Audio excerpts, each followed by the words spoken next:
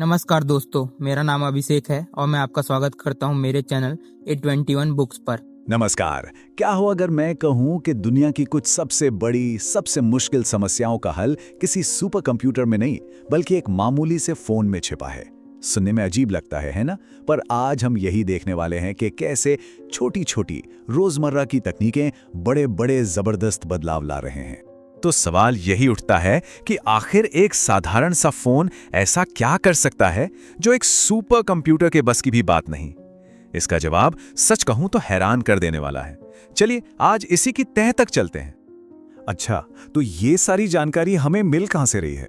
इसके लिए हम टेकसूप ग्लोबल की एक बहुत ही दिलचस्प रिपोर्ट देख रहे हैं जिसका नाम है टेक्नोलॉजी फॉर गुड।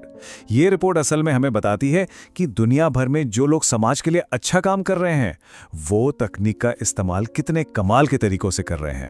तो इस रिपोर्ट में ना 10 ऐसी खास तकनीकों की बात की गई है जिन्हें लोग बहुत ही अनोखे, बहुत ही क्रिएटिव तरीकों से इस्तेमाल कर रहे हैं। तो चलिए इनमें से कुछ सबसे मजेदार उदाहरण देखते हैं और समझते हैं कि हम सब इनसे क्या सीख सकते हैं। तो पहला और सबसे बड़ा सबक यह है कि जब हालात बेहद मुश्किल हो, जब किसी की जान दांव पर लगी हो, तब इंतजार नहीं किया जा सकता है ना। ऐसे में लोग कैसे तकनीक का इस्तेमाल करके बड़ी से बड़ी रुकावटों को भी पार कर जाते हैं। अब जरा सोचिए कि हम कितनी बड़ी चुनौती की बात कर रहे हैं। पूरी दुनिया में 1 अरब लोग ऐसे हैं जिनके पास ढंग की सड़कें तक नहीं हैं। 1.2 अरब लोगों के पास 24 घंटे बिजली नहीं आती, और इंटरनेट वो तो 40% से भी कम लोगों तक पहुंचा है।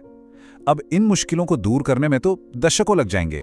तो लोग क्या कर रहे हैं? इंतजार नहीं, वो ड्रोन जैसी तकनीक का इस्तेमाल कर रहे हैं। जरा सोचिए, जहां सड़कें ही नहीं हैं वहां ये छोटे छोटे ड्रोन मिनटों के अंदर दवाइयां और दूसरा जरूरी सामान पहुंचा सकते हैं। मतलब सड़कों की कमी को एक तरह से लीपफ्रॉग कर दिया, उसे पार कर गए। कितना शानदार तरीका है ये। पर बात सिर्फ सड़कों या इमारतों की नहीं है। तकनीक तो सामाजिक दीवारों को भी गिरा सकती है।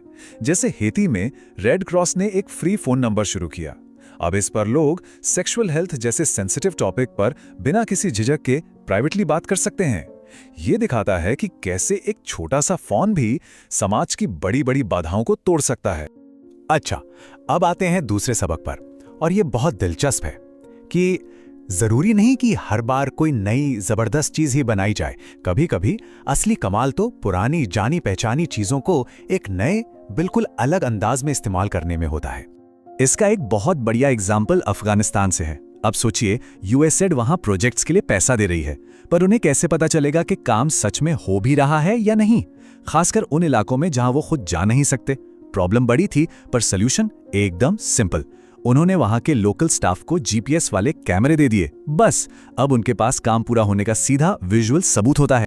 एक और उदाहरण है कांगो से, जो सच में दिल को छू जाता है। वहां महिलाएं रेडियो का इस्तेमाल कर रही हैं। क्यों? ताकि वो हिंसा और बलात्कार जैसे मुश्किल विषयों पर अपनी बात रख सकें। वो विषय जिन पर समाज में अक्सर कोई बात तक नहीं करना चाहता। सोचिए, 1 सदी पुरानी टेक्नोलॉजी रेडियो की वजह से उनकी आवाज दूर दूर तक पहुंच रही है और सालों पुरानी चुप्पी टूट रही है।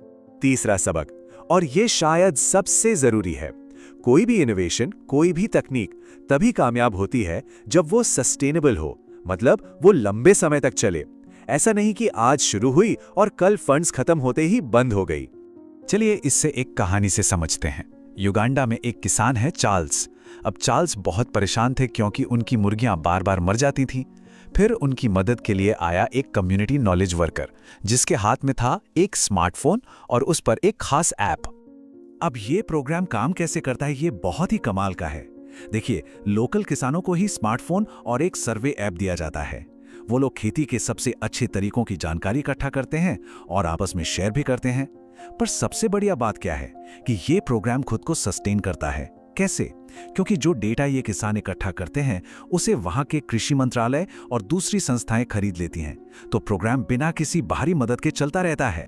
सस्टेनेबिलिटी का एक और बढ़िया उदाहरण देखते हैं, इस बार एनर्जी के क्षेत्र में। ये है इंडिगो। ये एक pay as you go solar unit है।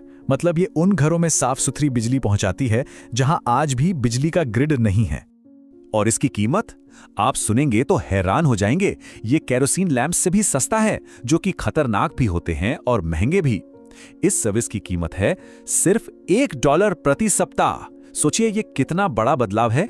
और इस $1 का असर देखिए, इसका सीधा मतलब है साफ और सस्ती रोशनी, यानी बच्चे रात को पढ़ सकते हैं, परिवार के पैसे बचते हैं। ये तकनीक सिर्फ बिजली नहीं दे रही, ये सीधे सीधे लोगों की जिंदगी को बेहतर बना रही है। और अब हमारा चौथा और आखिरी सबक वो ये कि सबसे बड़े, सबसे असरदार बदलाव अकेले नहीं लाए जा सकते, कभी नहीं। इसके लिए पार्टनरशिप यानी सबको साथ मिलकर काम करना ही पड़ता है। इसका शायद सबसे पावरफुल उदाहरण है 2010 का हैती भूकंप। वो एक भयानक तबाही थी, लेकिन उसी तबाही के बीच से तकनीक की मदद से एक दूसरे की मदद करने का एक बिल्कुल नया तरीका पैदा हुआ। इसकी शुरुआत करने वाले थे पैट्रिक मायर, और उनके शब्द उस पल की बेचैनी को साफ दिखाते हैं। उन्होंने कहा, मेरी एक इमोशनल रिएक्शन थी। मैं 1 और मिनट इंतजार नहीं कर सकता था ये जानने के लिए कि वो जिंदा हैं या मर गए। तो उस बेचैनी में उन्होंने क्या किया? उन्होंने और उनकी टीम ने फटाफट सोशल मीडिया से लोगों के ट्वीट्स, उनके मैसेजेस इकट्ठा करना शुरू किया और उन्हें एक लाइव नक्शे पर डालना शुरू कर दिया। यहीं से शुरुआत हुई उशाहिदी हैती मैप की। एक ऐसा नक्शा जो रियल टाइम में बता रहा था कि किसे, कहां, किस तरह की मदद की जरूरत है।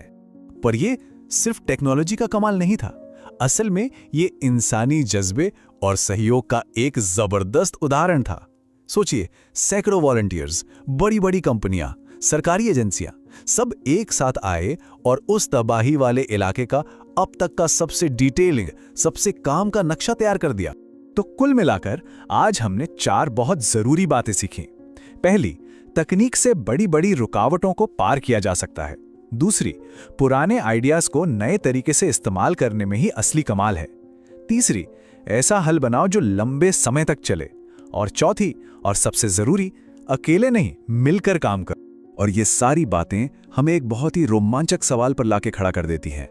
आज जब टेक्नोलॉजी हम में से लगभग हर किसी के हाथ में है, तो सोचिए हम सब मिलकर अगली कौन सी बड़ी प्रॉब्लम को सॉल्व करने वाले हैं। इस सवाल के बारे में जरूर सोचिएगा।